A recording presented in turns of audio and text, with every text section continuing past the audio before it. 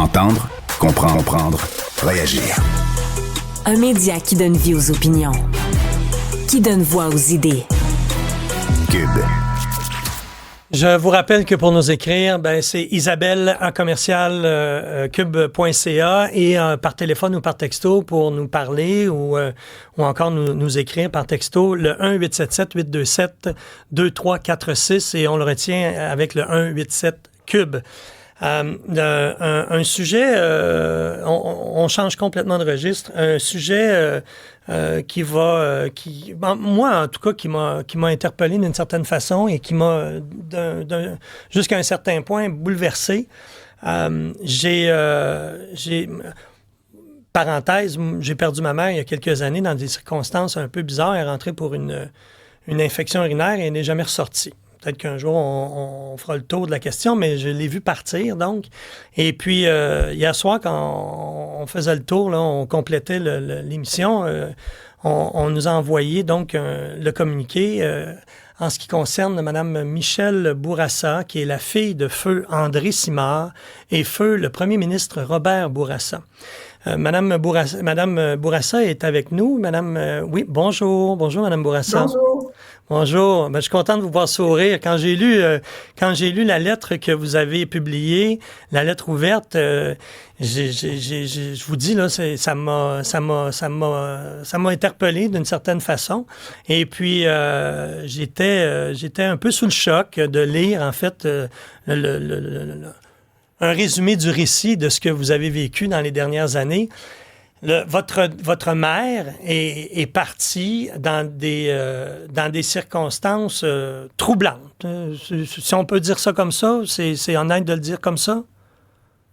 Je vous dirais, plus que ça, c'est des circonstances extrêmement troublantes. Elle est décédée sans accès à des soins palliatifs tels que tout citoyen devrait avoir accès. Et ça a été extrêmmement difficile dans l'hôpital St. Mary's pour avoir un minimum de dignité là, dans son départ. Ça a été compliqué, ça a été, il y a eu beaucoup de hargne et de débats et c'est ça. Je me suis retrouvée dans une situation comme ça et quand j'ai vécu ça, je me suis dit je peux pas laisser ça sous le silence, il faut que j'en parle. Il faut que je raconte mon histoire parce que c'est certain que je suis pas la seule à avoir vécu ça. D'ailleurs, vous le dites vous-même que ça vous est arrivé. Sans vouloir là, prendre la peau, le truc, c'est qu'elle est partie, en fait, là, après une paralysie complète. Là, on a décidé de la laisser partir. Puis quand j'allais la voir matin et soir, et le lendemain, quand je suis passé, je me suis rendu compte que le star avait pas bougé. Ce qui veut dire qu'il ne s'était rien passé entre mon départ la veille et mon retour le lendemain. Et dans le corridor, puis je ne veux pas nommer l'établissement parce que je ne veux pas blâmer personne, je ne veux pas entrer là-dedans, là, mais dans le corridor qui menait à la porte de sa chambre, j'ai vu, à travers les fenêtres de chacune des autres portes qui précédaient la sienne, à peu près le même spectacle. Des gens qui étaient délaissés, qui étaient seuls, qui probablement qu'on attendait qu'ils partent tout simplement. Et quand je suis arrivé ce soir-là, c'est encore frais, là, vous m'excuserez. Et j'ai interpellé, j'ai demandé où est le médecin. Il a dit il n'y en a pas. Alors donc, on a organisé un transport pour qu'elle... Non, je suis sérieux. On a organisé un transport pour qu'elle retourne à son hôpital d'origine parce qu'elle demeurait à l'extérieur et elle est partie avec les gens qui l'ont soigné, qui l'ont traité jusque dans les derniers jours. Alors, c'est pour ça que je vous dis, mais avec la famille, le reste de la famille, puis ça s'est bien fait.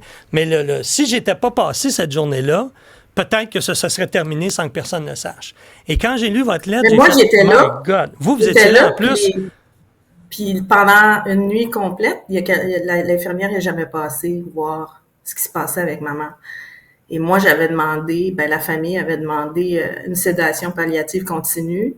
Ouais. On voulait avoir de la médication aux heures pour ça, puis une évaluation de ses douleurs. Et c'était pas possible. Là, ma lettre d'aujourd'hui parle justement du processus de plainte après coup. Ouais. Parce que là, quand j'ai décrit la situation il y a 2 ans, mais depuis 2 ans, j'ai pas arrêté dans le sens où j'ai formé un groupe Facebook, j'ai pris des commentaires et moi, j'ai décidé de faire un processus de plainte en bonne et due forme pour voir comment ça fonctionne, le processus de plainte au Québec. C'est ça qu'on lit dans votre lettre, d'ailleurs. Les différentes étapes, parce que ça a été un combat de 2 ans à peu près, c'est ça? Oui, exactement. À travers bon, allez-y, je vous laisse parler, là, parce que les portes se sont... Non, mais les portes se sont... Pas de parler. Non, mais moi aussi, je veux dire, ça me parle tellement. Vous avez été, donc... et là, vous avez commencé à faire une plainte, il y a eu une enquête, finalement, ça n'a pas donné le résultat qu'on pensait, puis continuez, là, je vous laisse la... La première instance qui a voulu faire enquête, c'est le Collège des médecins. Le Collège des médecins, moi, je pensais qu'il prendrait le dossier dans son ensemble, mais ce qu'il a regardé, c'est est-ce qu'il y a eu faute déontologique de la part des médecins. C'est revenu comme quoi il n'y avait pas eu faute déontologique de la part des médecins, ce qui m'a scié les 2 jambes parce que je me suis dit, voyons donc, j'ai-tu rêvé, moi, là? Non. Alors ça a été la première chose. Là, j'ai décidé ensuite, à travers le commissaire aux plaintes du CIUS, de faire une plainte contre les médecins et contre une infirmière. Et dans les 2 cas, c'est revenu pareil. Aucune faute et c'est ma parole contre la leur. Donc dans le dossier, ils se sont protégés.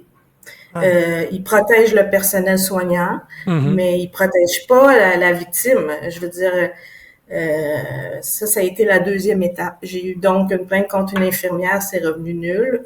Contre les médecins, c'est revenu nul. Mais j'ai pas pensé à faire une plainte contre l'établissement au niveau des protocoles de soins. Parce que tout ça, c'est régi par des lois et des protocoles. Et il n'y a pas personne dans les commissaires aux plaintes qui a pensé faire ça de cette façon-là. Moi, j'aurais aimé ça qu'on me dise, Madame Bourassa, on vous entend, on reçoit votre plainte, on va faire tout ce qu'il faut pour comprendre exactement ce qui s'est passé et on va vous rendre des comptes et vous dire ce qu'on va faire pour régler la situation. Et ça n'a pas été fait. Et non seulement ça, ils ont été hors délai. Alors, j'ai décidé d'aller au protecteur du citoyen. Ça, c'est comme la 3e étape. Mais il y avait quand même... Oui, je m'excuse. Il y a quand même eu que le collège a quand même trouvé, là, il n'a pas trouvé de faute de la part des médecins, mais il a révélé quand même qu'il y avait eu une mauvaise communication entre la famille et l'équipe clinique et un problème de formation en soins palliatifs de l'équipe soignante impliquée dans le suivi. Ça, il avait reconnu ça. Mais c'était pas ça le point. En fait, il y avait d'autres choses, là. Ben, tout ça se tient ensemble. On peut pas compartimenter puis évaluer chaque chose en silo. C'est ça que je reproche au système, c'est qu'il faut prendre une plainte dans son ensemble. Il y a plusieurs joueurs dans tout ça. Il y a les médecins, il y a le personnel soignant, il y a le personnel qui fait le ménage des chambres. Nous, on avait une chambre épouvantablement sale. Je veux dire, il faut regarder un problème dans son ensemble. Sinon, le commun des mortels va essayer de se retrouver là-dedans et c'est impossible parce qu'il faut aller dans chaque parcelle du problème, donc contre les médecins, contre l'infirmière, contre l'hôpital, contre le personnel. Vous savez, ça finit plus. Est-ce qu'il y a moyen d'avoir un système de plainte, premièrement, qui est neutre, qui est en dehors des murs de l'hôpital, qui prend tout ça dans son ensemble en fonction des lois, en fonction des protocoles requis? Ça se fait pas. Il faut aller au protecteur du citoyen pour avoir accès à ça. En tout cas, c'est mon expérience. Oui, et vous avez bien fait d'aller jusque-là. Parce que c'est là que ça s'est passé. Là. C'est là que ça a bougé. Là. Et là, je me suis sentie comme si on me prenait, là, on me soulevait, là, puis on me disait « Je vous écoute, je vous entends. » Puis non, vous avez pas rêvé, parce qu'à un moment donné, j'ai pensé que j'étais une hystérique. J'ai pensé que j'avais rêvé à tout ça et que c'est peut-être moi qui avais créé un conflit ou je savais plus trop où me situer dans tout ça. Et là, j'ai quelqu'un qui me dit, je vous entends, donnez-moi tant de temps, je vous reviens avec une réponse. Puis ça a été une réponse de 13 pages, ça a été un travail bien fait, qui a étudié les lois, qui a étudié les protocoles, puis qui a vu des manquements graves. Des manquements graves avec des demandes auprès de St. Mary's. Le document est confidentiel, là, mais St. Mary's doit répondre à ce document-là. OK. Puis Maintenant, c'est dommage. est-ce que dans les manquements graves, est-ce qu'on peut quand même les énumérer? Parce que Oui. vous avez eu, je dirais pas gain de cause, là, parce qu'on parle quand même là, d'une personne. Là. C'est pas comme si on se rend en cours parce qu'on veut fighter pour quelque chose qu'on a acheté qui a cassé. Là. Quand on dit qu'il y a eu plusieurs manquements graves qui ont été révélés, dont, entre autres, et vous me permettez que je les lise? Allez-y. Alors, c'est l'absence de support pour la famille, tel que prévu à la politique en soins palliatifs en fin de vie. Oui. L'absence- Normalement, il devrait Ouais. avoir un psychologue ou une infirmière pivot ou même, des fois, ça peut, ceux qui ont des besoins religieux. Moi, quand mon père est parti il y a 29 ans, il y avait ça. Là, il n'y avait rien. Rien du tout. Une connexion, à quelque part. Avec, ouais. L'absence de plan de traitement infirmier. Ils appellent ça un PTI, là. Absence de plan de traitement infirmier. Il n'y en avait pas. Non, il n'y en avait pas. Puis ça c'est requis dans toutes les sphères de l'hôpital. Il n'y en avait pas, dans le sens où il y a eu des erreurs. Je ne peux pas rentrer dans les détails, mais il y a eu des erreurs médicales. Et ils se disent, ben voyons donc, il n'y a pas de plan. Il n'y a personne qui explique à la famille qu'est-ce qu'ils vont faire. Non, je comprends. Je donne un exemple. Si la personne n'est pas en mesure et plus capable d'avaler une médication, comment ça se fait qu'on lui prescrit encore une médication où elle doit avaler au lieu d'une injection? Incroyable. L'absence d'une échelle validée, d'une échelle validée et fiable pour suivre la douleur du patient. Il me semble que ça, faudrait savoir où on en est dans la douleur, là. Mais ils savent pas. C'est incroyable. Ils rentrent, puis là, ils regardent le patient, puis est-ce que ça va? Là, elle est plus capable de répondre. Ouais, elle a non, la je sais. cam, elle répond pas, elle est correcte. Ben, c'est ça. C'est pas comme ça que ça fonctionne. Non. L'absence de tournée horaire pour évaluer l'état du patient la nuit. Il n'y a personne qui se pointe la nuit, c'est ce que je comprends. Ben moi, j'ai eu une altercation avec une infirmière et à partir de là, elle n'est plus jamais revenue voir dans la chambre ce qui se passait. Et non seulement ça, elle a dit qu'elle regardait par la fenêtre avec une lampe de poche pour voir si ma mère était correcte, sauf que dans la façon dont la chambre était faite, elle pouvait rien voir du tout, elle pouvait juste voir mon dos. Et ça, j'en ai parlé à la commissaire aux plaintes, puis elle n'est jamais retournée valider ça. Bon, puis enfin, le refus de procéder au changement de personnel soignant en cas de mésentente. Il me semble que quand ça ne clique pas avec quelqu'un, on change. Tu sais, on peut-tu parler à quelqu'un d'autre? Puis ça, non seulement il n'y avait personne, mais vous ne savez même pas s'il y avait quelqu'un d'autre parce que ça a été refusé. C'est ça que je lis, là? Bien, ça a été refusé, mais on apprend par la suite qu'il y en avait des gens pour... Ah bon. Ben, on Madame apprend dans le rapport. Madame Bourassa, je suis de tout cœur avec vous. Avez-vous le sentiment que le combat est terminé puis qu'enfin, vous aviez bien fait, en fait, assurément? J'ai le sentiment du devoir accompli.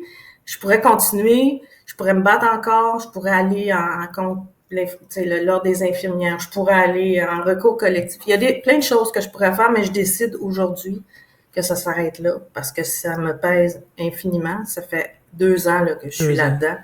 Puis là, j'ai besoin de prendre soin de moi. Ouais, j'ai besoin de guérir. Ça me fait encore très mal. C'est le pire traumatisme de ma vie. Et là, je retourne dans mes terres. Je m'en vais prendre soin de moi et aimer ceux que j'aime et me faire aimer par ceux qui m'aiment. Madame Bourassa, je vous souhaite de portez-vous bien, puis profitez de la vie et reposez-vous. Et merci beaucoup d'avoir été avec nous aujourd'hui. Merci de m'avoir invité. Merci.